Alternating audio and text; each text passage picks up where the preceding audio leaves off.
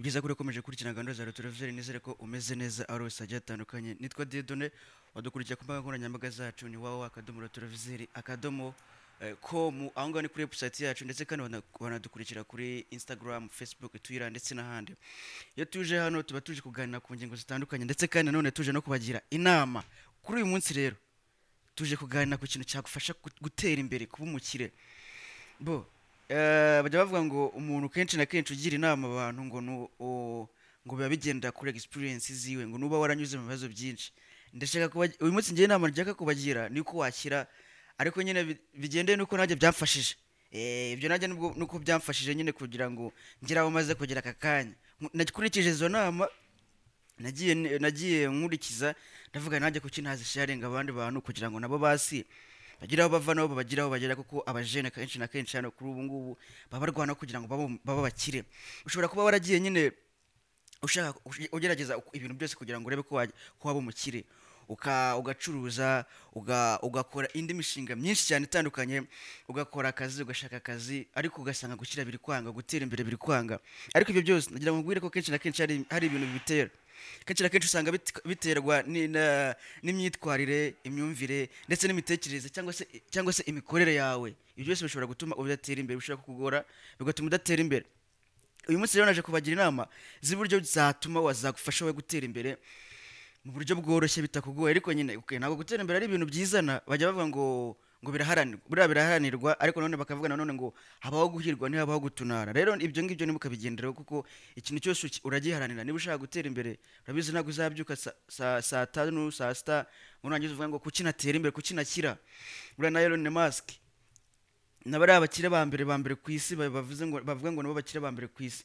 Nabo ntibajya baryama, barara amajoro. Rero umuntu wese ashobora kuba umukire, ariko nanone abantu bose ntibabasha kuba bakire. Ako kandi ndagira ngo tukumvikanaho nanone. Ndagira ngo nkubwire yuko ubu ngubu byose biterwa n'uburyo uri kwitwara. Imyitwarire yawe byose bidetermininga cyangwa se bigaragaza yuko bibisobanura niba uzaba umukire cyangwa se uzaba umukene. Rero abahanga mu by'ubukungu bavuga ko akazi korera abandi kagufasha kubaho, ariko ntabwo kakugira umukire. Ako kazi ufasha ukorera abandi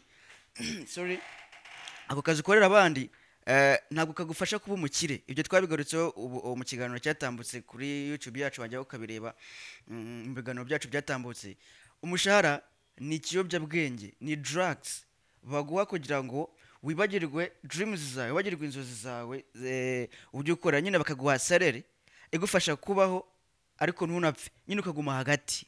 Bakaguha amafaranga nyine atuma ubaho cyangwa ntunapfe, ukaguma hagati, ugakora ukwezi kugashira, bakaguha salary yose ugahita uyishyura mu bintu wari wapanze, rimwe na rimwe n'amadeni ugahita birangira, agahita arangira, ukongera ugatangira ukundi kwezi waragiye no mu madeni. Nyine niko nguko salary imeze. Rero ntabwo salary agufasha kuba umukire, akazi ukorera abandi ntabwo kagufasha kuba umukire. Imwe mu mpamvu ituma abantu benshi bataba bakire ni uko bibwira ko akazi kabahemba, umushahara ariyo nzira yonyine yabafasha kuba bakire. Abenshi rero bafite iyi myumvire, usanga buri gihe batekereza kujya gusaba akazi, ndetse aho gutekereza ku buryo bwo kwihangira umurimo cyangwa bagashinga business bakora. Ugasanga nyine ari guhora avuga ati reka njye gushaka akazi, nibyo bizamfasha gutera imbere, reka njye gushaka ahantu bampa akazi, nibyo bizamfasha gutera imbere. Kandi buriya kwikora niyo nzira ya mbere yonyine ishobora kugufasha gutera imbere, kubera ko amafaranga uba winjiza ugenda ukorera ku ruhande aba ari kubyara andi ku rundi ruhande. Ariko ya sereri uyabona utuyagura agafuka k'umuceri, agafuka k'ibirayi, nyine wishyura inzu, nyine gutyo. Ariko yandi uba ukorera ubona 5 ubishora ahandi, uhita ubiguramo. Wenda n'urugero ucuruza imboga, uhita ubiguramo izindi mboga, ahita yunguka gutyo.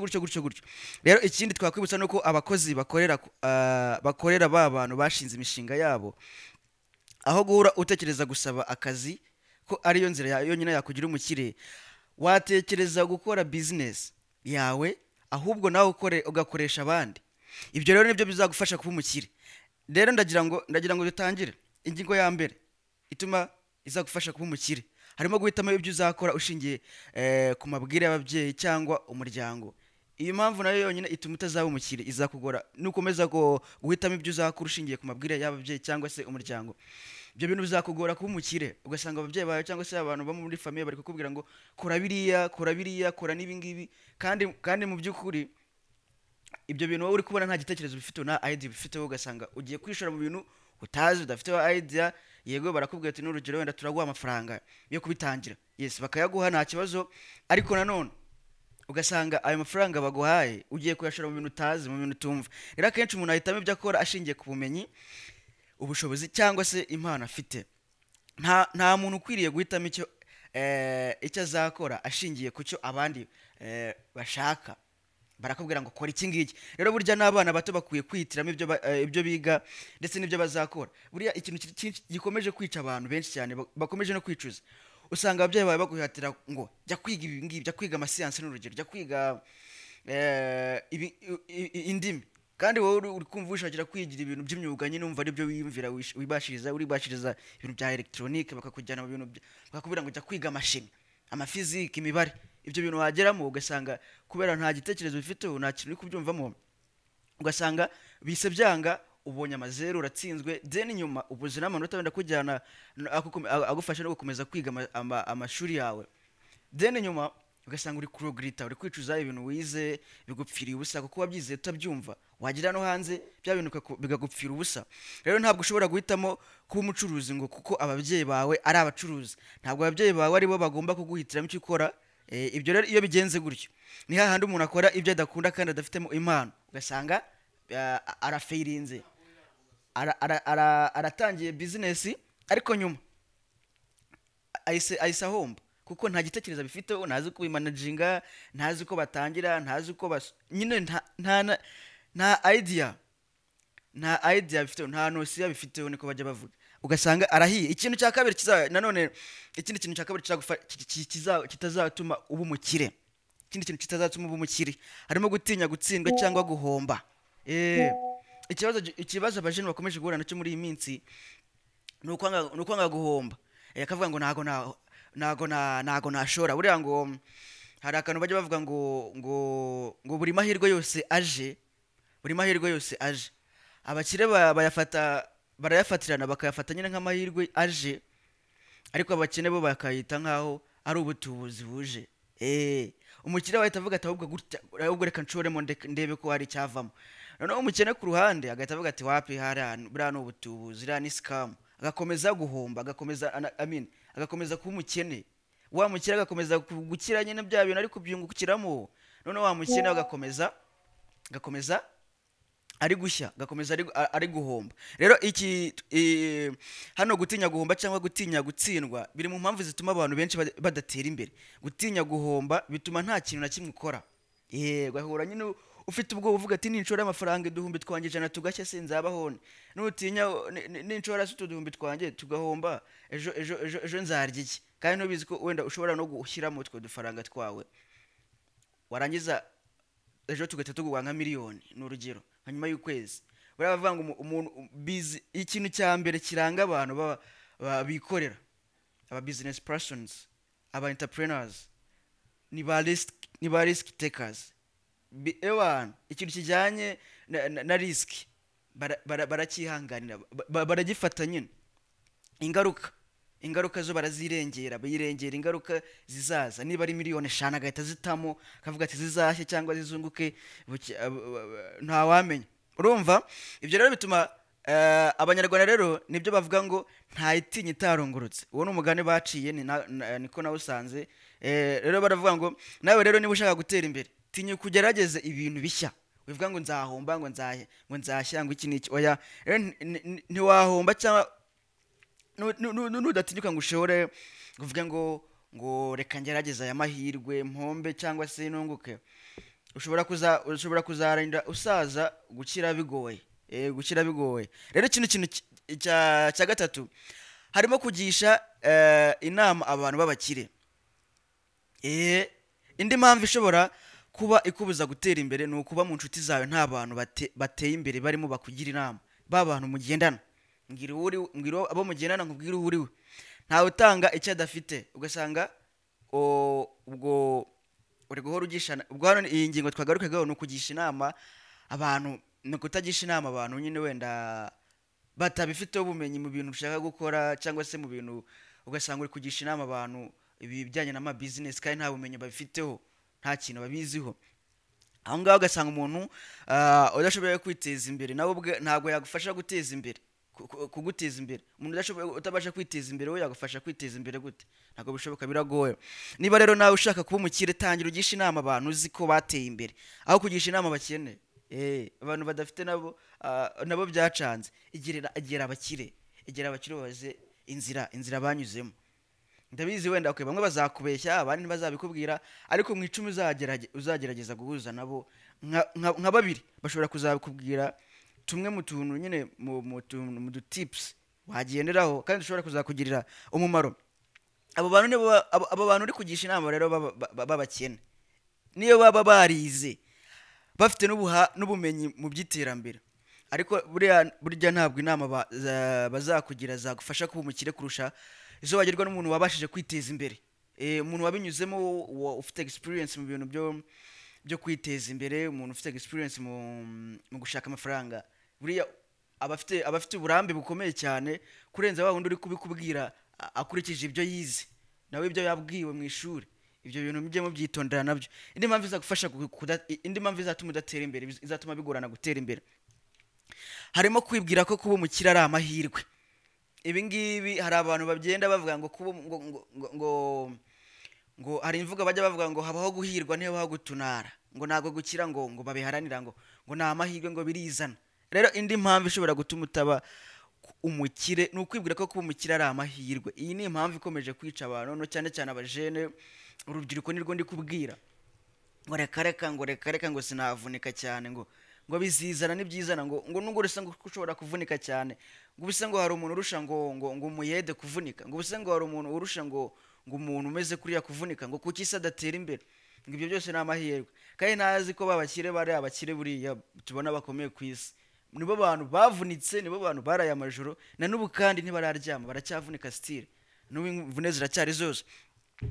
Gukira si amahirwe, icyo kintu cyo mukimenye. Gukira ni ibintu umuntu akorera kandi akabigeraho, akabishyiramo imbaraga, akabipushinga.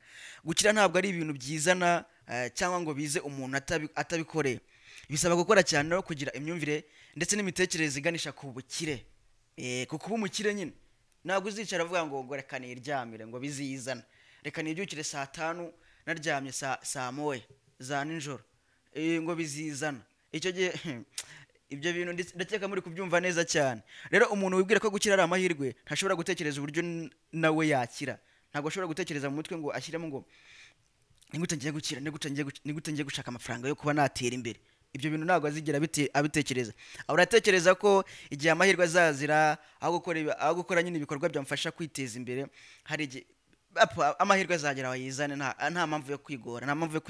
Niba rero nawe wibwira yuko gukira ari amahirwe, iyo myumvire yireke yaciritse ni ya kera. Nta nubwo so navuga gute, iyo myumvire cheap cyane. Korera amafaranga, shaka amafaranga, vunika, ibindi bizizana. Tangira ukore kandi ushaka icyaguteza imbere, kuko kuba umukire ntabwo byizana, umuntu arabikorera. Ikindi kintu cya gatanu kizagutuma utaba umukire, kizakugora kuba umukire, kutagira umushinga ukora ukwinjiriza amafaranga. Iki nacyo kiri mu bintu bizakugora kuba umukire nureba neza. Abantu benshi babaye abakire bahuriza ku kuba bagira imishinga cyangwa business zabo zibinjiriza amafaranga. Impamvu ituma abantu benshi bataba abakire nuko baba batagira ikintu na kimwe cyangwa umushinga n'umwe bashema amafaranga yabo. Ibyo ngibyo ni bya bintu usanga bakubwira ngo ushaka akantu kakwinjiriza amafaranga nubwo yaba ari make, ariko makeya aruta kuba mu mufuka wawe, make mu mufuka wawe aruta kuba harimo ubusa. Yes, ako kantu mukumve neza. Nko ku bantu bakora akazi kabahemba umushahara, abagerageje kwiteza imbere icyo bakora ni ukuzigama, bakibagirwa ko kwizigama byonyine bidahagije. Rero umuntu agomba kugira n'indi mishinga ashoramo y'amafaranga azigama, kuko kuzigama byonyine ntabwo byagira umuntu umukire. Ibi ndagira ngo tubyumvikaneho neza. Niba uri gukorera umushahara wawe, shaka agaside hustle. Hari akantu bita side hustle, agaside hustle, akagig, utugigs ku ruhande uzajya ujyamo. Niba tuvuge urugero rumwarimu, n'urugero urumwarimu ukora utangira akazi saa 11 saa 2 za mu gitondo ugasoza saa 11 za nimugoroba. wenda shaka orora niba wituriye mu cyaro wenda n'urugero shaka dutungu amatungo ushyira hariya ushaka umuntu azajya ayagucungira ayakwitaho ayitaho ayo matungo wenda n'ingurube ejo bundi zabikubwaguriye babyita kubwagura izabibwaguye ibyo bibwana bigurisha amafaranga kimwe kiba kigura muri 15 muri kenze gutyo kuzamura amafaranga azagenda agufasha muri depense mu yindi mishinga ya kurundi ruhande no mu zindi business. Rero nko ku bantu bakora akazi kaba rero niba rero nawe ushaka gutera imbere ni ngombwa gutangira gushora amafaranga ya mu yindi mishinga yunguka aho kuyazigama gusa. Icyo twakongeraho nuko amafaranga ayo ariyo yose yaba make cyangwa menshi ashobora gukorwamo imishinga kandi igatanga inyungu. Rero si ngombwa ko ugira amafaranga menshi ngo ubone kuyashora mu mishinga ibyara inyungu, si ngombwa cyane. Makeya wayatangiza mu gashinga gato cyane kakagufasha kuzamuka, kuko nta mwana ukura ngo nta mwana uvuka ngo ahita yuzura ingobyi. Ibintu byose ni gake make ufata makeya, niba ari ibihumbi 20 ufite ubiguramo wenda ako gahene, ubikuramo akari ka business koroheje gake nyine. Ntabwo kwigora ngo amafaranga menshi ngo ntabwo ari ngombwa cyane. Rero ibyo ngibyo nibyo bintu naguteguriye nubyirinda ukavuga ngo ibintu ngo izi ngeso ngo imyitwarire ngo reka mbe mbiretse reka mbivemo, ndakubwiza ukuri yuko mu gihe gito uzabona impinduka, ugatangira gukira ugatangira gutira igiti faranga, ibintu by'ubukene ukabikatira, ibintu by'ubushomeri ukabikatira, reka mvuge gutyo wenda, kuko mu gihe ukifite imyumvire mu gihe ugikora ibi ngibi navuze hejuru, gukira kwawe biragoye. Nakubwira ngo twitwa Rotorovizeri, wadukurikira ku mbuga nkoranyambaga zacu ni www.rotorovizeri.com. aho ngaho ujyaho ukabona amakuru tugenda tubagezaho atandukanye, ama update, inkuru zicukumbuye ndetse n'izindi ziri mu bwenge bwinshi. Kandi none wadusanga ku mbuga nkoranyambaga zacu ni Facebook, Twitter, Instagram ndetse n'ahandi hose twitwa Rotorovizeri. Hanyuma kandi mbere yuko nsoza nagira ngo nkubwire wowe mujene kandi wamaze kwiteza imbere nyine wagezeyo urashaka kubaka, ufite vision nyine urashaka kubaka inzu ku buryo ubuvivi ndetse n'ubuvivure bwawe buzayibamo. Nagira ngo nkurangire abantu wowe uherereye muri Bugesera cyangwa se aho uherereye hose mu gihugu hose, nagira ngo nkurangire abantu bazagufasha mu guteza imbere ubuzima bwawe, reka mbite ubuzima bwawe ndetse na famille yawe. Nyuma yo kwiteza imbere bakagufasha no kubaho neza ufite inzu nziza. Kampani ebyiri nshaka kurangira, ya mbere ni Gwasiri Limited, ya kabiri ni Willy Consultants and Construction Company Limited. Izo kampani ebyiri nizo nyine zagufasha mu kintu kijyanye n'ubwubatsi, serivisi yose ukeneye mu bwubatsi yose aho ivi kagera bazabigufashamo nta kibazo na kimwe ugize, kandi ntago bahenda ahubwo barahenda. Ikindi kandi wowe ugeze muri Bugesera muri Nyamata kabisa, kumva icyaka kirakwishe, kumva urashaka akantu ko kwiyakira, urashaka kuruhuka, urashaka aho kurebera match, nakubwira ngo gana ahitwa muri Golden Park, urahabaza barahita bakakurangira. Niho hantu honyine muri Bugesera hagufasha kuruhuka neza, berekana imipira ku big screens, bafite promotions nyinshi cyane zigufasha kuryoherwa, gukomeza kuryoherwa. Si ibyo gusa kandi bagufitiye ahantu ho kuba waruhukira, amaroje ameze neza cyane, byayandi avura amavunane. Ikindi kandi bagufitiye ibiryo byiza by'ubwoko bwose, ibyo kunywa by'ubwoko bwose, ibyo byose muri Golden Park barabifite. Izo kampani zose aho hantu hose maze kukubwira, ushaka kimwe muri ibyo ngibyo, nimero wahamagara ni 078 56 13 649 078 56 13 649, ubundi ukubaka neza ukagira inzu nziza. Ikindi kandi ushaka no kunywa neza cyangwa kurya neza ukanabahamagara nabo. Izi nimero zose barabigukorera nta kibazo, barabigufashamo. None ndeka mabwira ngo nitwa Dieudonné, asigaye ikiganiro Rotorovizeri nakagaruka. Ciao.